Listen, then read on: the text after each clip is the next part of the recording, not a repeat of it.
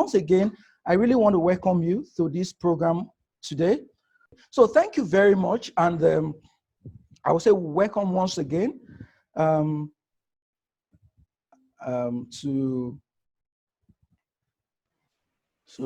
Okay, thank you. I'm trying to get access to.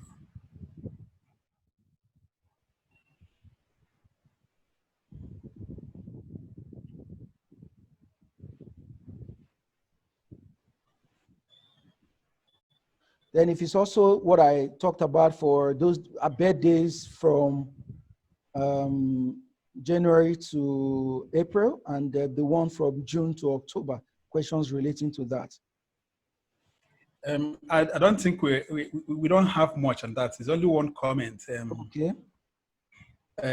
But there's a question here that's interesting by Zenera Alau.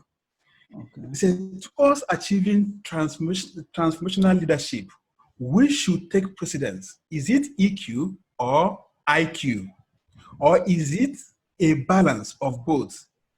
So if it should be a balance of both, in what proportion? Okay, thank you very much. But I want you to repeat that question again. So I want to make sure that I'm answering that question to the best of my ability. Please, Okay. Can you repeat the question again? Okay. Towards achieving transformational leadership, okay, which should take precedence? Okay. Is it emotional quotient or intelligent quotient? Or is it a balance of both?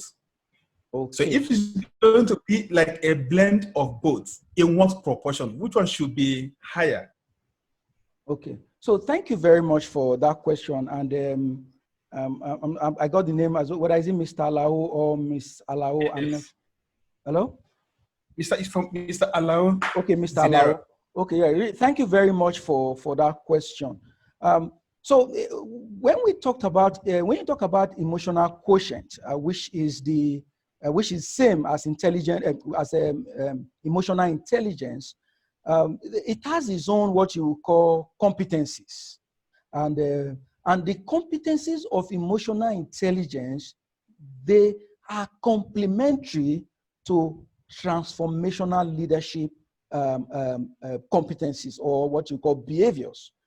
And if you remember, for those that were in the last program, I said that having EQ skills is great, but EQ skills alone is not enough. You will need other behaviors, other skills. And so transformational leadership has its own set of dimensions, skills that you need to develop. And we are going to unpack them as we make progress. However, having a high EQ, intelligent quotient, or being a leader who has a very high emotional intelligence capability, can also help you to regulate what you call your relationship with yourself and others, which would aid and enable transformational leadership. And if you also look at EQ's competencies, you will find out that quite a number of them, they are interwoven with some of the dimensions of transformational leadership. But when we look at separately now EQ, when you take EQ, if you look at Daniel Goleman's book, which is Emotional Intelligence, Why It Matters More Than IQ, which was published in 1985, you will realize that Daniel Goleman was talking that EQ was twice in terms of influence when you compare it to IQ. However, from a research perspective, empirically, particularly Meyer, Salovey, and Caruso, who actually did a lot of work on what you call the ability-based model of emotional intelligence, could not find any evidence to show that EQ was twice as much influence to individual leaders when you compare it to IQ. And so the conclusion is that your emotional brain has three elements. It has the autonomic brain, it has your emotional brain, which is where your amygdala is and where your hippocampus is, and so which is where you use to relate with people. And that is also where, when you are low in emotional intelligence or EQ, you begin to experience a lot of amygdala hijack. And your IQ, which is the rational brain, the cortex. And so what we now said is that for you to be creative as an individual, it is important that you develop your intelligent quotient, which is IQ, and your EQ. And so the totality of your brain, which is utilizing your emotional brain, which we talked about in the last training, and your rational brain, which is your IQ, and your autonomic brain, which you use in breathing, in sleeping, your heartbeat. Totality is what you call the creative brain. And so you need to put your creative brain at work. And that's why we said, when we were concluding the program for last week, that having EQ and IQ is not alone. There are other competencies that are not mutually exclusive. They are actually mutually dependent. And so when you have IQ, you have EQ, you have you in your repertoire, you have the transformational leadership behaviors. Then you would have, be able to take yourself to a higher level in terms of how you relate with yourself and with others in the workplace. And so EQ and IQ and transformational leadership, they are not mutually exclusive. However, they might be mutually dependent, because if you understand emotional intelligence, it can help you to master transformational leadership. If you understand transformational leadership, it can also facilitate your level of understanding of emotional intelligence. I think that is how I would put it. But like I've said, at the end of this program, we will even know whether just having your EQ and transformational leadership, if it's sufficient, and if that is those two, if they are in your toolbox, is that the be all and all that you will need as a leader to navigate through the workplace. And we're going to be able to review that at the end of this program. So thank you very much for that. Okay, thank you so much for that. In reaction to the question you asked about the impression they have about the work done in 1978, the same Mr. Leo was saying that that work was studied in 1978 is the current situation we found ourselves in Nigeria. The fact that we seem not to understand the roles of leaders. He put in brackets sheep. That is the roles of leaders and leadership, and followers and followership. That's from Mr. Lau. Yeah. Then second person said, that is from Femi. The world for a long time has been in search of irrepressible leaders. Interestingly, the search is still on. It's still ongoing. So this is suggestive that whatever we are doing now, we are still heading to a desired situation. Okay. Then there is no name to this, but it's coming from 0530, maybe the way the person named the device he used to connect. It shows that lack of true leaders is a common phenomenon, and the few that have occupied the leadership role abuse the powers thereon. And reaction from Leko, leadership is a rare quality that its standards cannot be substituted. Having people who do not have these qualities explain the reason why we are where we are. However, we need to keep seeking those individuals, in brackets, born or made, who possess these qualities. No, thank you very much. I think let's move on. Okay. Right? Yes, let's move on. All right. All right. Okay. Thanks very much. Because time is fast spent. So before I move back to the slide, I want to launch a poll I need us to take about 3 polls. And please, so it's going to take us just 1 minute to take each of the polls. So about 3 questions. So I want us to take that just within the next 3 minutes. Then we move back to our slide. So I'm launching the poll now. So we'll take the first one, the second, and the third, and we'll be able to display it for us to see. So thank you very much. So I'm launching the poll right now. So thank you very much.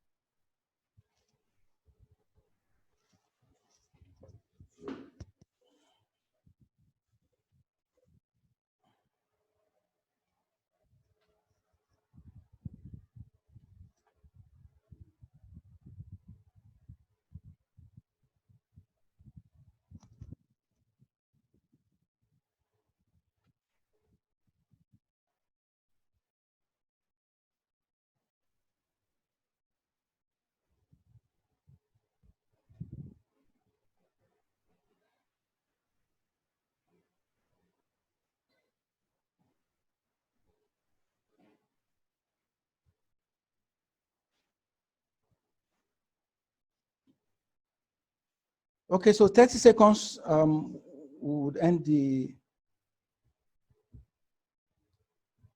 so 30 seconds. Sorry, I would like you to attend to this question from Mr. Lucky. I think it's interesting. Okay.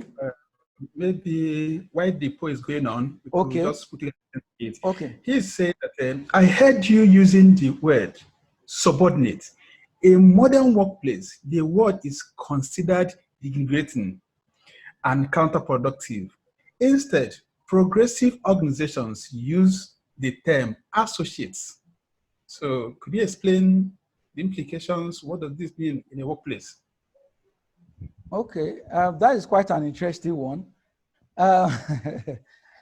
Okay, so I think there's what they call universal application. There are things that are what they call, it has universal applicability. And so when you use the word direct reports, if you use the word subordinate, if you use the word follower, those are words that have what you would call, so 3 words I've used now.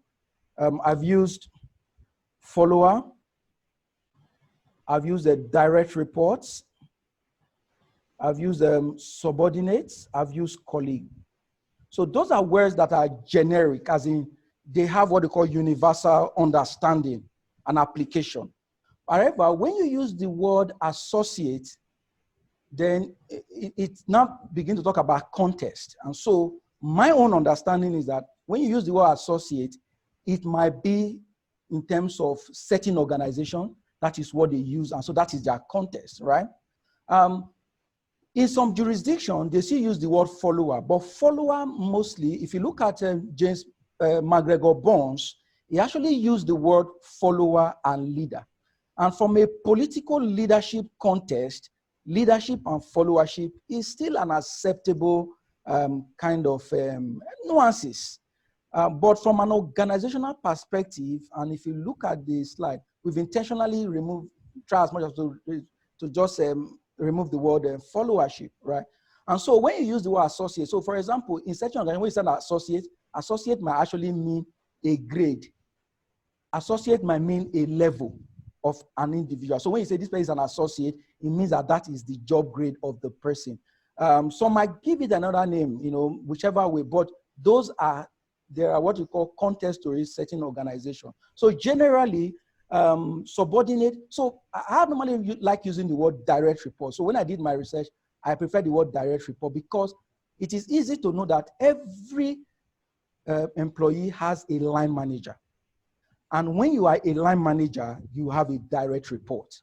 However, when we are doing research that we want people that are not directly your direct report, we use the word subordinate in a broader sense, which means that people that report to you both directly and indirectly, they are your subordinate. Then we can also use the word colleagues when we are talking about, it might be your workplace colleagues. They are not necessarily your subordinate in terms of the organizational hierarchy, but you work in the same place. So associate is not, for based on my understanding, is not something that is what they call a general practice. It's not what you would call also a leading practice. And so that is how we look at it. But again, if it is something that is gaining momentum, then it's something that I think as a matter of time, we might get there. But then, as a researcher, I also look at it in terms of when you conduct research, you also don't want things that will be confusing to people. And so I think I will leave it at that. And I hope that explanation would help. Yeah, it's quite okay because it's contextual. If it's what is applicable in your organization, and it depends on the employees you are working with. Yeah. If everybody has a PhD, even though there are some differences in cadres, you can use associates so that everybody will have that sense of belonging. So you don't apply it everywhere. There's an observation on the pool. 1 minute. Sorry. It's also good for me to stress that when you're also using words like, associate, and so I always say from a research perspective, it's always good to know whether is there any research paper that have tried to work on it. And so on the basis of that, I cannot begin to look at what are some of the empirical findings. And so that substantiate that. And people cannot begin to connect with it. It's always good to have a source of empirical underpinnings to such.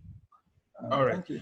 There's an observation from Rafi Bakar on question number 1. Okay. He said, "Do not specify if we have not worked at home before because it's important.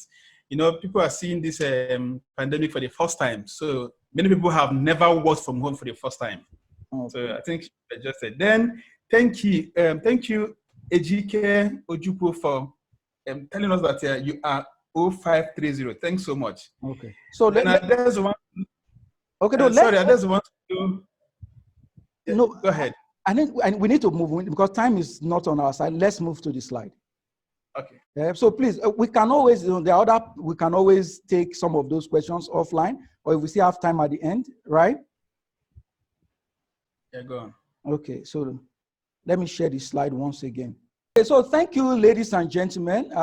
Thank you for your time. Thank you for gracing us with your presence, for participating, and please stay safe and know that these times are challenging times. And if you have colleagues, if you have parents, if you have those that are in the vulnerable group, speak to them. If you have uncles, extended relationship, I think this is the time for, even though we are maintaining social distancing, you can still call people psychologically. People really need people to speak with them at this time. Please do that. And if you can also extend a little financial aspect in terms of palliative to your loved ones, no matter how small, I will encourage that. And please stay safe.